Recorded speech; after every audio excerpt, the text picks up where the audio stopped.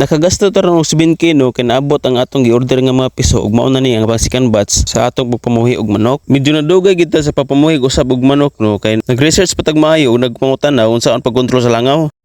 Medyo sayo gid ta ng mata karong adlaw no kay nalimpyo ta sa palibot sa tangka sa atong manok. Kay nag-message man ako ang akong gi-order nga karon lang ko buntag nila i-deliver instead of hapon unta. Giuna nako sa papanguha ang mga laya nga una sa saging kay basin og daghang ning lamok ng puyo dire ug para dauban sad aron pud bulim-bulimpyo og gamay atong palibot no kay medyo nanaghan man ang atong mga tanom dire nya medyo ningit-ngit ang atong palibot sa tangkal. O pagkahuman ako sa pagpalimpyo ako lang pagbutangan og resal ang mga butanganan sa piso kay mao man ni ang magkontrol sa langiti aron mougad dayon og dili sad magbasa ang sahog ug mao sa ni ang mga prevent para dili puno baho ang palibot.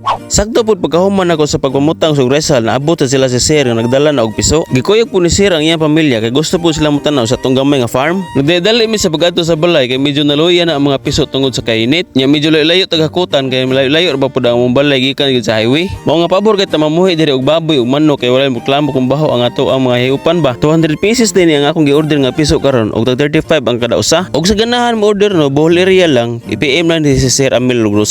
Og samtang gasuro-suro sila sa atong gamay nga farm, ako na po ning giplastar ang piso diri sa ilahang brother. Kay gikapuyang uban ani sa ilang biyahe og tungod sa kainit sa panahon. Og sigurado ko nga mabisi-bisi kita gamay ani kay napun ana po ang hayop ang atong atimanon diri sa atong gamay nga farm. Gipaningkamutan gyud nato nga makapamuhi tagbalik og piso kay tungod angat December na og mudiman Mayo ang manok og magkamahal. Ang nakanindot aning 45 days no nga manok kay usa ka buwan pa lang pwede na nimo i-harvest. Pero ang problema nato ani unsaon na pud nato paglawog kay saon na sa 150 pa lang ka buok ang usa ka sako tulo ra ka adlaw. So karon kay 200 naman ni ka buok ay siguro duha ra ka adlaw ang usa ka sako ani inigdag ko. Pero siyempre kay gisudlan man nato ato ganang gipangandaman. Maayo unta og mabuhi ni tanan kay para tiba-tiba na sa tani pohon. Nya maka minus-minus man ta ani sa atong expenses kay ang lawog naman lang og vitamins ang atong gastuhan. Kay dili naman nato mapilog kwenta ang tangkal kay ato naman ang nakuha sa ato primero nga pagpamuhi. Nya kompleto na pud sa gamit sama sa drinker og ilang pagkaunan. Og nalingaw ra pud sila sa Sir ug ang iyang pamilya nga nagtan-aw sa atong gamay nga farm samot na atong isda nga daghan sa gayo. Okay na plastada naman ang tanan ako na pong gibayaran si Sir kay para makaulit na pud sila kay medyo udto na pud. Wala na lang pud sila naligo kay wala man sila dalang ilisan og gitagaan na pud nato si Sir og sticker kay ato man nga followers. Og after 2 hours akong gitimplahan og energy drink ang mga piso kay gikan para ba sila sa biyahe og gipangkapoy pa. Naa na noon tay daghang idea nga nakuha sa primero natong pagpamuhi og piso ug ato nang i-apply sa karon nato nga batch. Kugi og pagpaningkamot lang gyud para makuha nato ang mga gusto sa atong kinabuhi. Og ang nakanindot ay no kay naa na tay sure buyer ani pohon ini harvest na nato ani mga manok. Og medyo na ilan na pud og gamay diri nga maligya tog manok kay katong pagbaligya pa nato tong una bisag unog wala na naagi apoy mo sa balay para mopalit og manok. Ug ata ato pamuhi og balik og manok kay nagamit ang atong kwarta ang puhunan og ang ginansya apil pa ang halin sa atong baboy kay natay gipalit nga yuta. Nindot kay sa pamati no nga makapalit ka og yuta tungod sa imong hinaguan. Wa jud ko magdahom no nga sa kadugan nako pagpanarbaho diri ra day ko sa pagfarm makapalit og yuta. Og unta pohon na say mayong paingnan nga atong pagpamuhi og manok karon.